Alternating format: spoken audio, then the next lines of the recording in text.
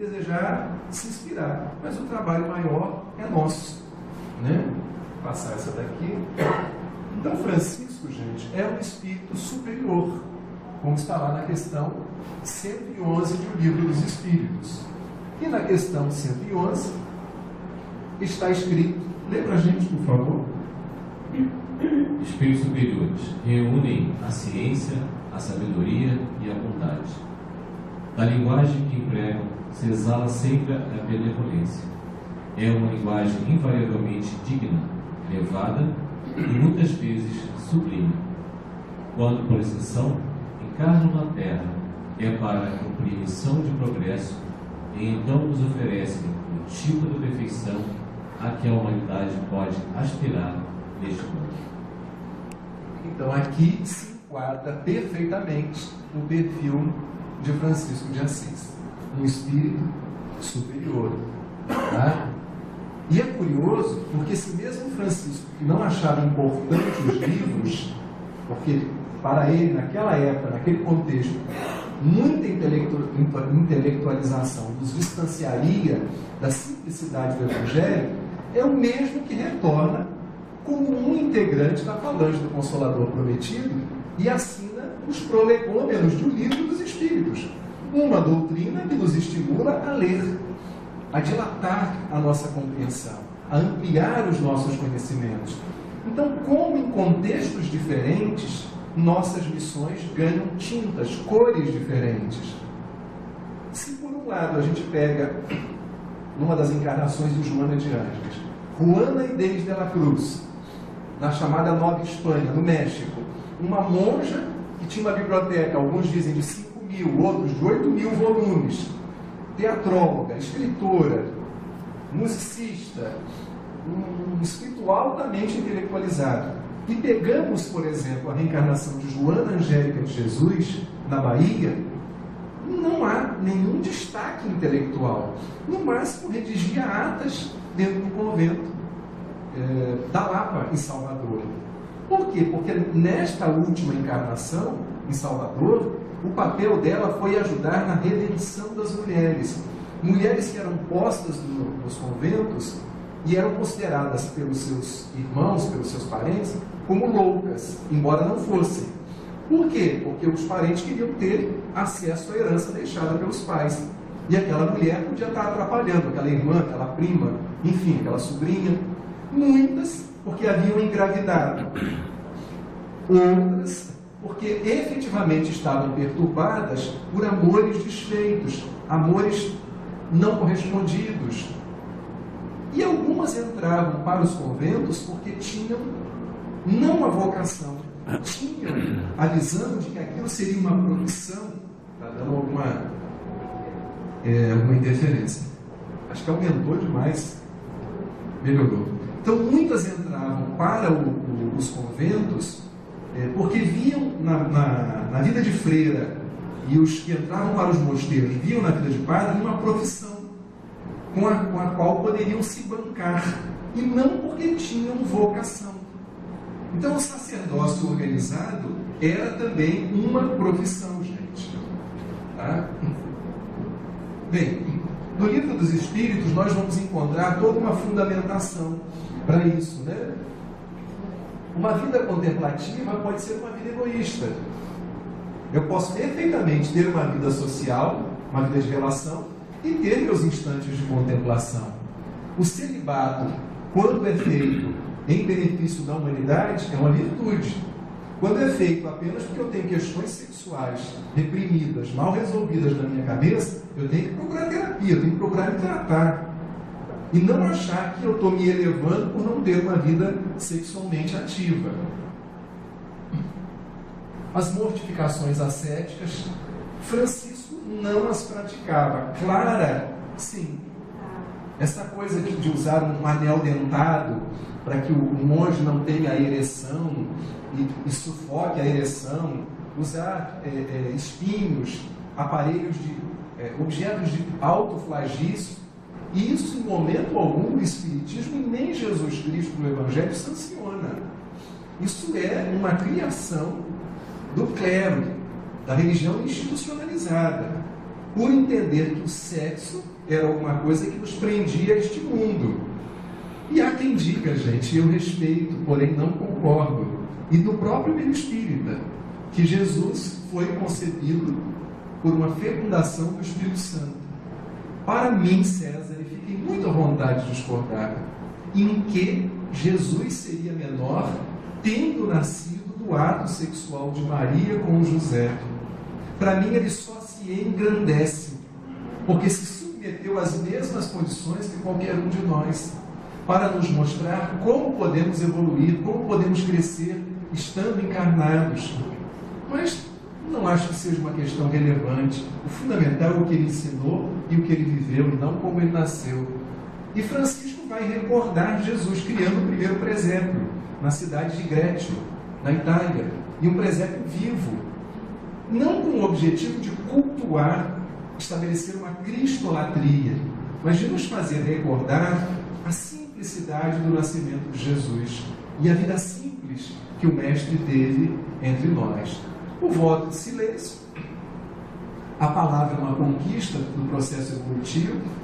Nas cavernas a gente grunhia, o processo de comunicação era mais rudimentar, mas existem ordens que fazem voto de silêncio. Não foi o caso das 3 ordens criadas por Francisco.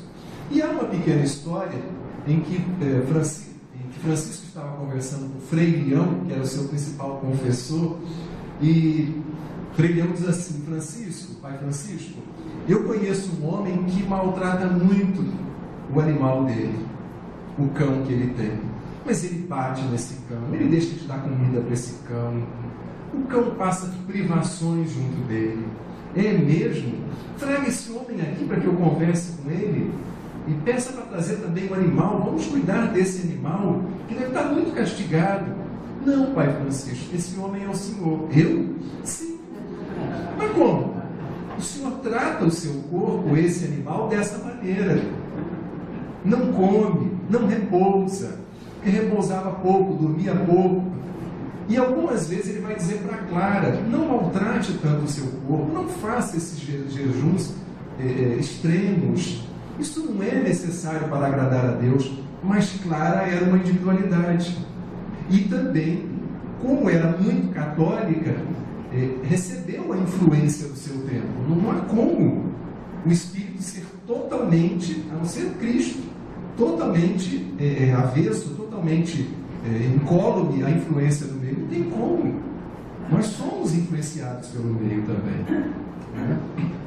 O itinerário de Francisco é esse: o caminho da riqueza, nasce num berço rico, pai comerciante, busca depois o caminho da nobreza feudal, tenta ser cavaleiro, e quando está indo para servir nas hostes de um duque, uma voz, a mesma voz, lhe diz assim: você vai servir ao servo. Não seria melhor servir ao rei? E ele então, isso depois dele ter sido aprisionado por 1 ano, porque havia um litígio entre Assis e Perúdia, uma cidade vizinha.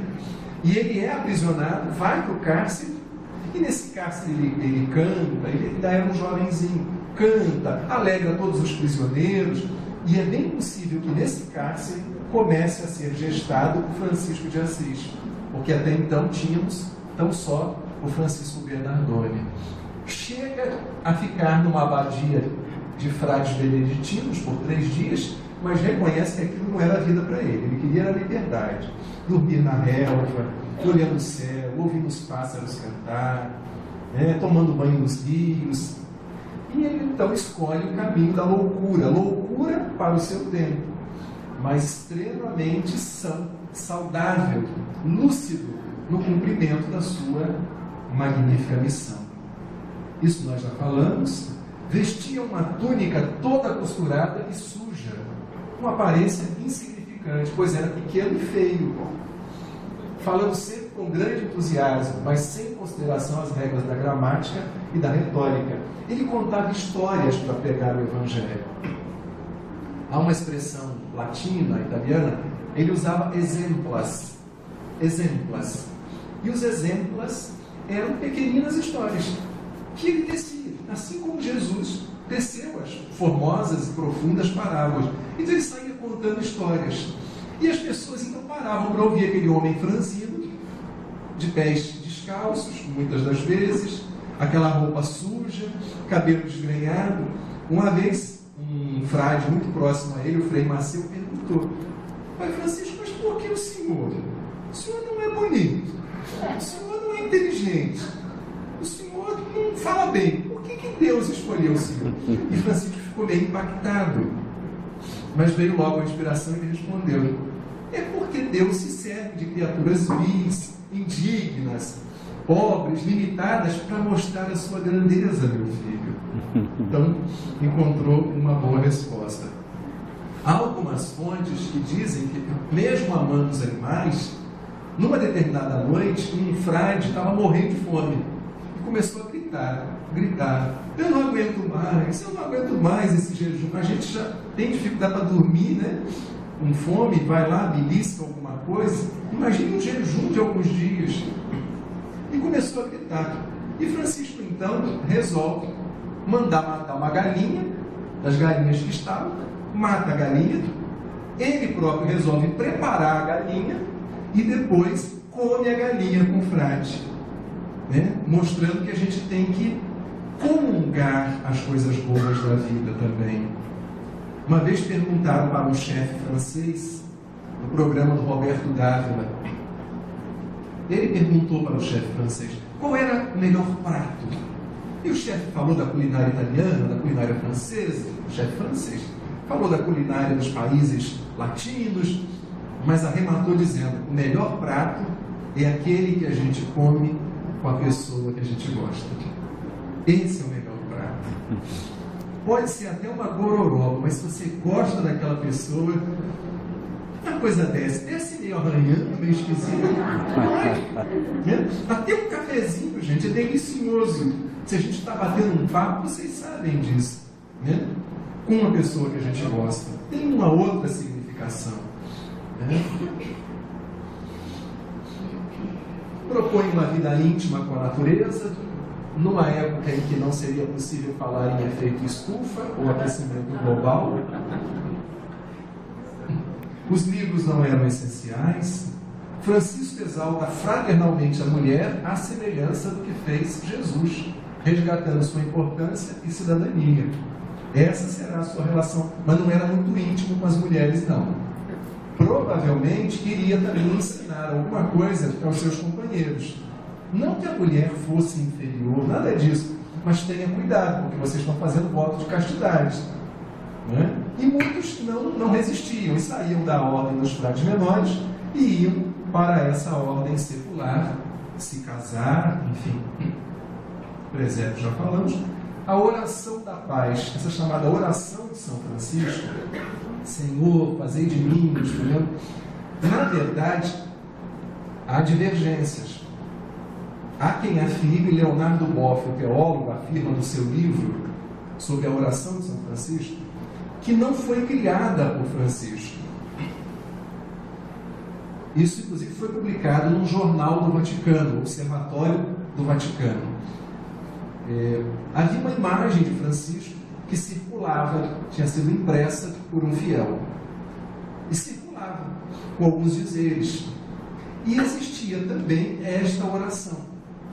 Então, alguém, num determinado momento, juntou, de um lado, pôs a figura de Francisco, e no verso, a chamada oração da paz, que começou, então, a ser passada, em termos históricos, como sendo a oração de São Francisco de Assis.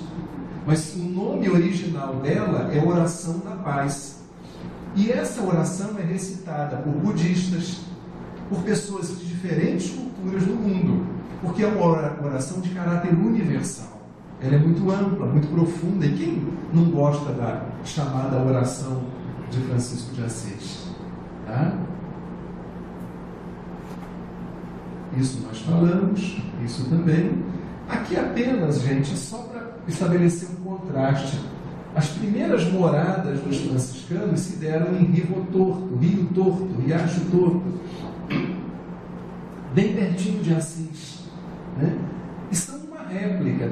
Eram casas paupérrimas.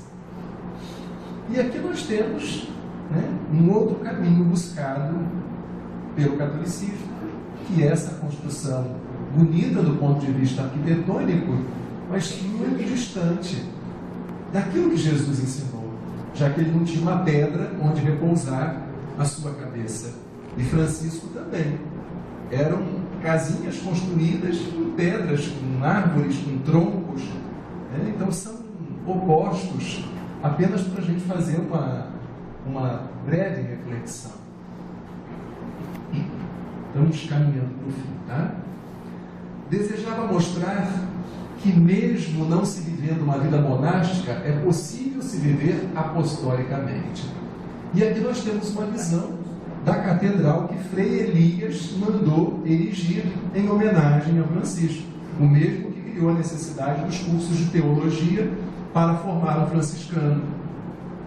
E é óbvio que essa basílica, por mais bela que seja, e quem já foi lá assim sabe, no subterrâneo estão lá os despojos de Francisco, né, e de outros seguidores dele, é uma basílica antifranciscana. Como pode um sujeito que pregou a pobreza, o desapego, ter um monumento desse em sua homenagem? É uma contradição. Né?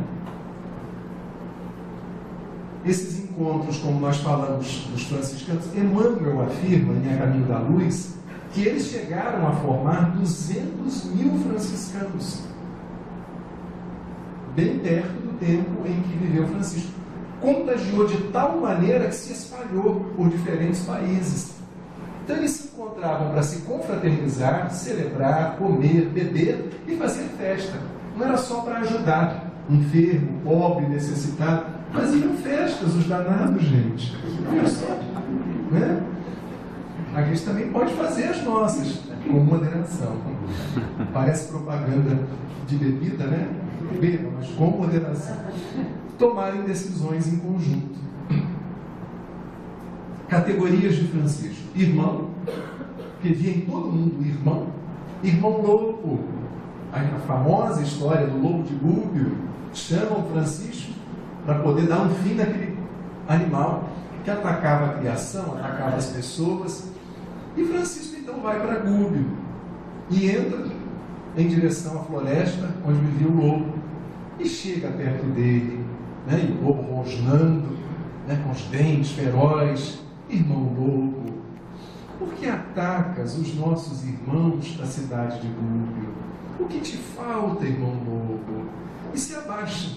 E o lobo então, né, meio cabreiro, vai se aproximando, e Francisco acaricia sua cabeça, serpele, e o lobo se enrosca nas pernas dele, brinca com ele, vira o irmão lobo. E Francisco então resolve chamar o irmão lobo para acompanhá-lo. E as pessoas entram em polvorosa. Caramba, mas a gente queria que ele desse um destino para esse animal, ele está trazendo. Meus irmãos, o irmão lobo, o nosso irmão lobo, só ataca porque tem fome. Vamos alimentá-lo. Vamos dar o que ele precisa. E foi dito e feito. A partir daí o lobo virou um animal dócil. Circulava pelas ruas de Gúbio sem atacar mais ninguém, porque todos ofereciam comida. Francisco mostra com essa história que todos nós temos uma bondade latente, desde que a gente consiga acessá-la no outro. As piores criaturas carregam alguma lembrança boa de alguém, por mais desequilibradas que sejam, em algum momento receberam um afeto, uma ternura, pode ter sido mínimo, por isso se embruteceram tanto, mas mostra que há uma bondade latente em todas as criaturas, que precisa ser desenvolvida, precisa ser aflorada. Além de irmão, ele se dizia irmão menor, servo, porque queria servir a todos, e cortês. Era curioso, porque eram homens sujos, barbudos, mal vestidos, e no entanto eram educados, eram delicados. Um frei, certa feita, disse para Francisco: Francisco, apareceram aqui alguns ladrões, queriam roubar a nossa comida. Ah, o que você fez, meu irmão? Botei eles para comer. Peguei um pedaço de pau e dei umas pauladas. Mas você fez isso? difícil. Mas não está certo isso. E onde que eles moram? Onde que eles ficam? Ficam lá na floresta. Pois então amanhã você vai fazer o seguinte: pega o melhor pão que a gente tiver, pega umas azeitonas que eu acabei de trazer.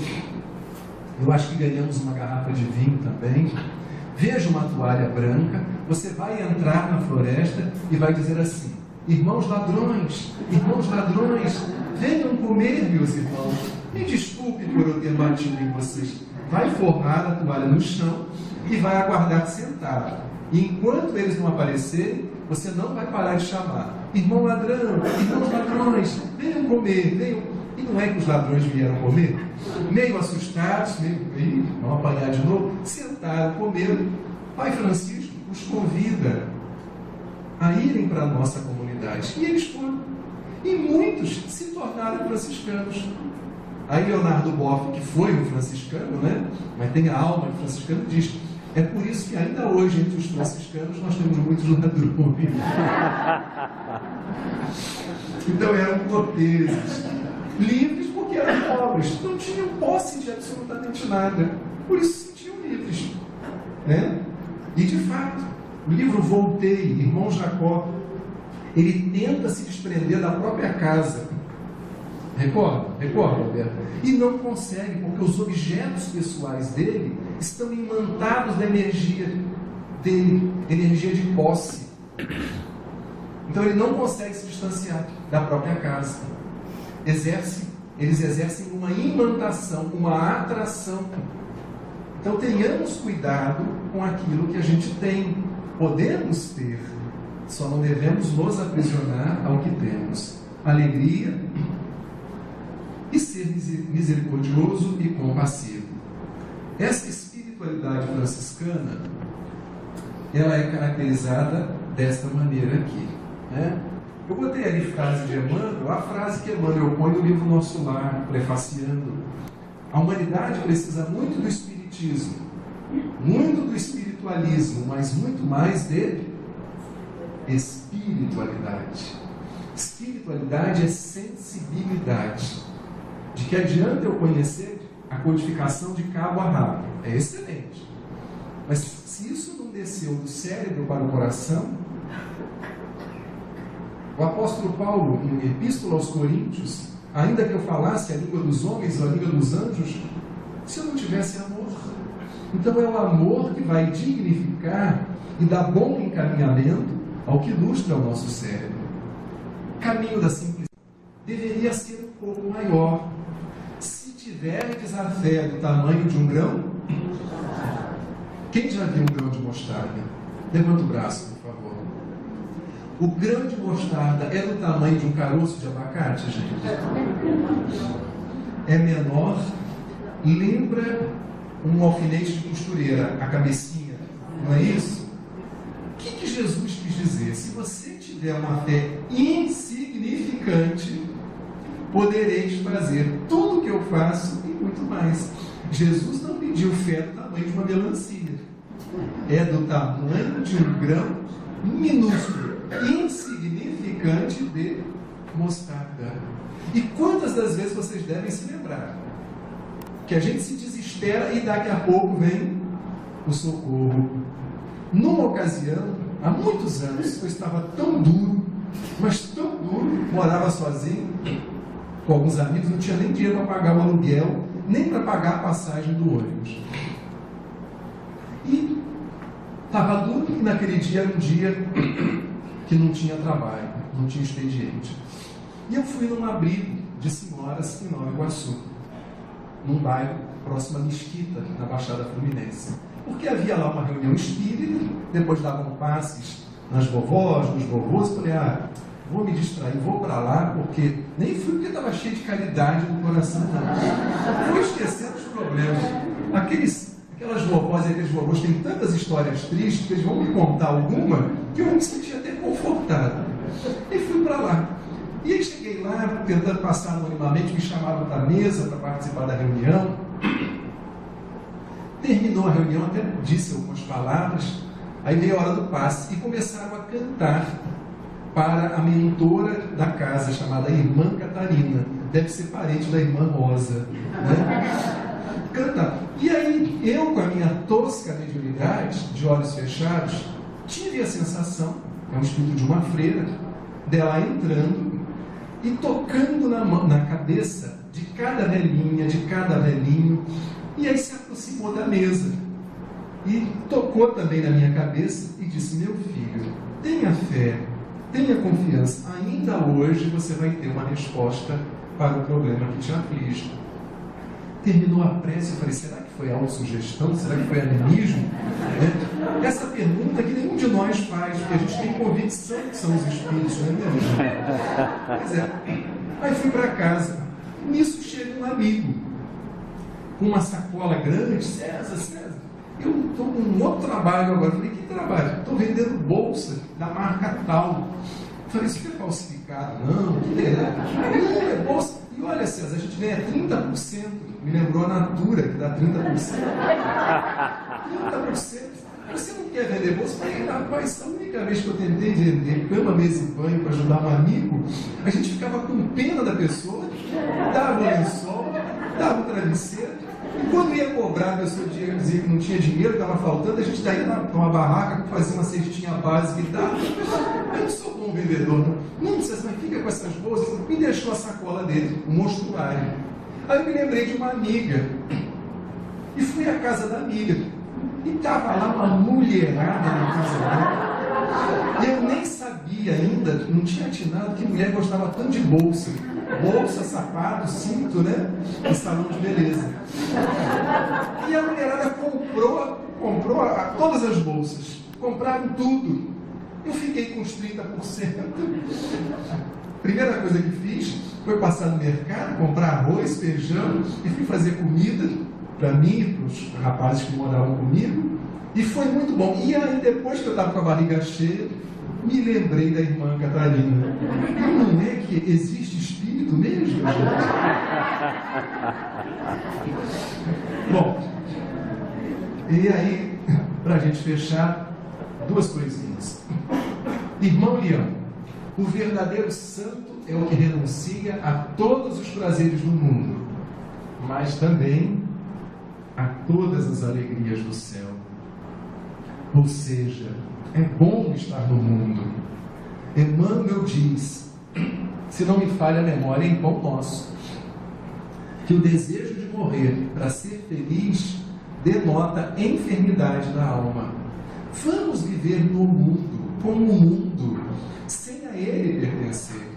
Vamos agradecer todos os dias, isso aqui eu vou tirar, agradecer todos os dias as possibilidades de crescimento que a vida nos traz, né? Aproveitando, mas vivendo com desapego, porque Francisco é, acima de tudo, considerado o santo do desapego, o santo da despreocupação. E isso foi uma paciente, para encerrar, que me disse assim uma vez: César, paciente no consultório, eu gostaria tanto de ser mais desapegada, você pode me ajudar? Eu falei: mas logo eu que sou tão apegado, tão cheio de apego, de vício aí, com tanta coisa. E aí me ocorreu de pedir inspiração. Não acredito que tenha sido irmã Catarina, não, porque ela só ajuda quando a gente está com fome. E veio a inspiração. E eu chamei isso de Decálogo do Desapego, que inclusive está na obra Francisco Sol de Assis. Primeiro, perceba que tudo é passageiro, tudo sem exceção. Até a nossa maneira de amar. Às vezes ela reclama: você não me ama como me amava há 10 anos atrás. Porque você também não o ama como amava há 10 anos. Tudo mudou. A gente não pensa hoje como pensava há 5 meses atrás.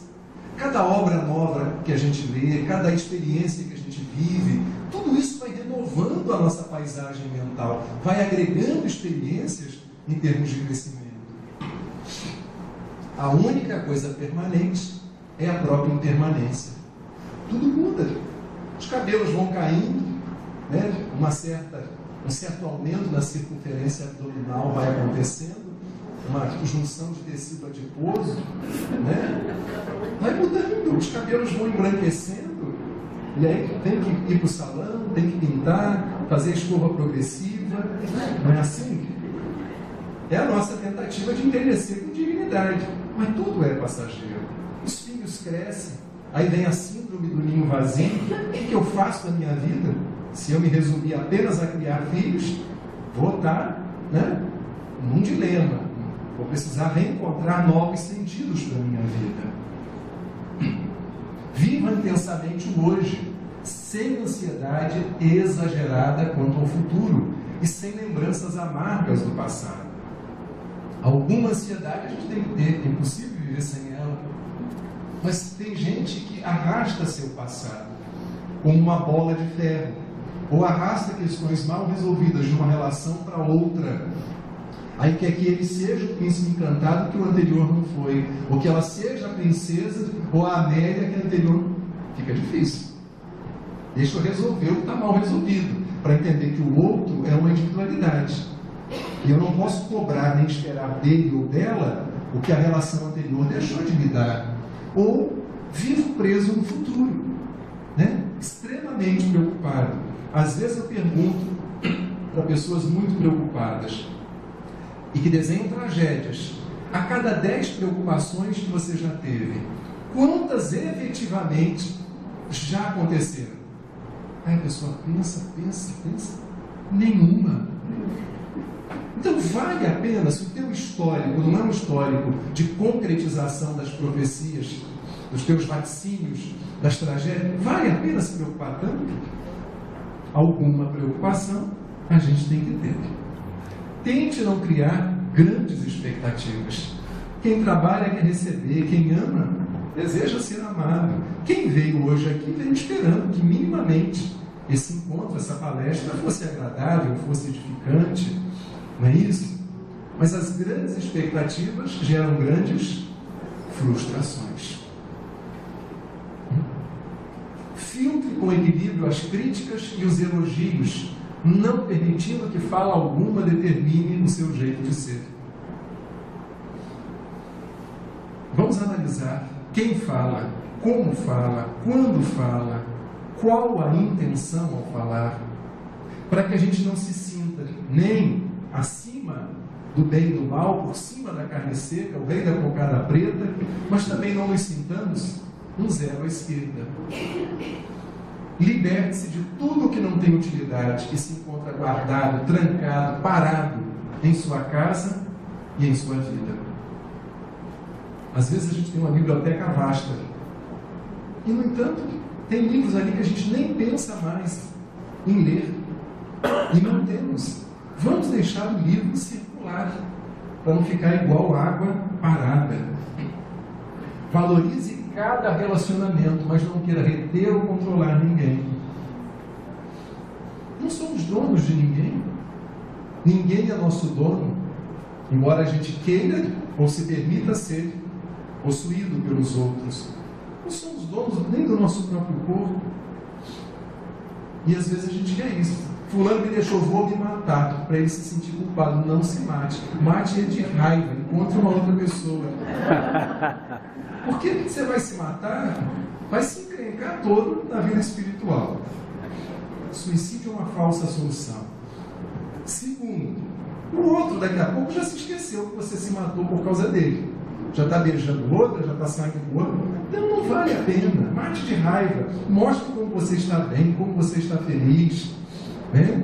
E dê prosseguimento à sua vida.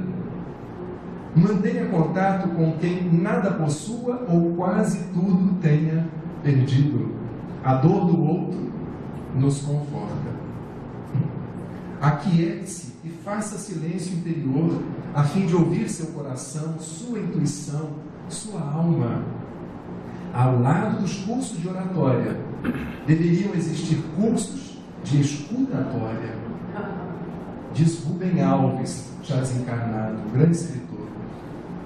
Muita gente quer falar, pouca gente quer ouvir. Nietzsche, o filósofo existencialista, dizia: odeio quem me rouba a solidão e não me faz companhia. Porque às vezes a pessoa quer companhia, mas ela não quer ser companhia. Cultive a fé, independente do rótulo religioso que tenha ou não abraçado. Não é a religião, é a religiosidade. Encontre prazer nas coisas simples da vida. Porque são esses prazeres que dignificam a nossa existência, que dão sentido a ela. E, meus irmãos, num momento também difícil, está virando uma palestra autobiográfica, né? Catarse. Tudo bem, mas vai acabar agora. Muito difícil, uma voz me disse assim, não a mesma voz que disse, Francesco, reconstrói a minha igreja. Uma voz menor me disse assim, meu filho, escreva algo que eu vou lhe ditar para você nunca mais se esquecer. E eu, tá bom. Peguei a caneta e comecei a escrever. Porque era um momento muito delicado da minha vida, como qualquer um de nós aqui já viveu ou possa estar vivendo. E eu compartilho com vocês o que a voz me disse. Foi algo mais ou menos assim. Acredito em você. Acredito em você. No que sabe e pode fazer. Na sinceridade das tuas intenções. Na legitimidade do teu suor. No seu sorriso amigo e fiel. Na ternura do seu olhar. Acredito em você. Ainda quando se contradiz. Quando se sente cansado, chateado, amargurado. Porque respeito teus instantes de medo, dúvida e dor, quando me revela um pouco do que você ainda é. Acredito em você, no seu entusiasmo vibrante, na sua capacidade de refletir e seguir, quando tudo te convida a desistir. Creio em cada gesto seu e torço por sua vitória, na batalha silenciosa que travas consigo. Acredito em você, imperfeito, falível, instável, por isso mesmo belo, humano, sensível. Acredito em você como acredito em Deus e na vida, por tudo que você é, embora quase nada, ou muito pouco acredite ser. Acredito em você, acredito em vocês. Muito obrigado.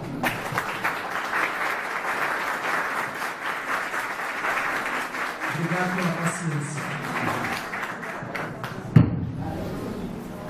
O nosso muito obrigado, nosso irmão César, que nos inspirou essa manhã, fez valer cada minuto, fez a gente levantar mais cedo hoje. Né?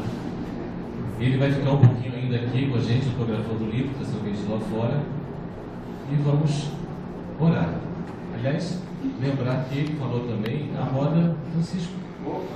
Falou de verdades importantes para a gente, mas com muita alegria. É isso que a gente precisa ter, alegria. Lembrar do nosso mestre descrucificado, com muita alegria, que possa nos inspirar. É isso que Francisco possa trazer em nossas vidas. Vamos orar. Querido Mestre Jesus, como somos gratos por tanto amor recebido nesta casa, nesta manhã.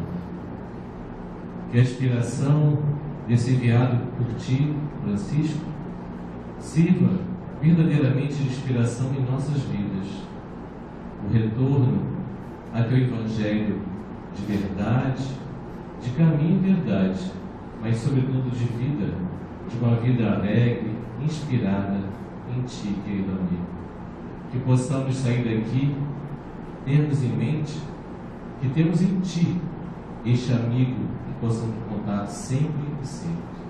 Que a nossa alegria, o nosso convívio, o nosso dia a dia, seja com todos, nesta casa, nossa família, no trabalho e onde nós estivermos, possa ser sempre de alegria e, sobretudo, de inspiração, dada para o teu Evangelho, que inspirou tanto Francisco nas suas orações, nos seus desejos, na sua convivência com todos os irmãos. Que possamos aprender um pouquinho com ele, possamos compreender mais do que sermos compreendidos, que possamos perdoar mais de sermos perdoados. E, sobretudo, procuremos mais amar do que sermos amados. Fique conosco, querido amigo, nos esperando sempre assim. Que assim seja.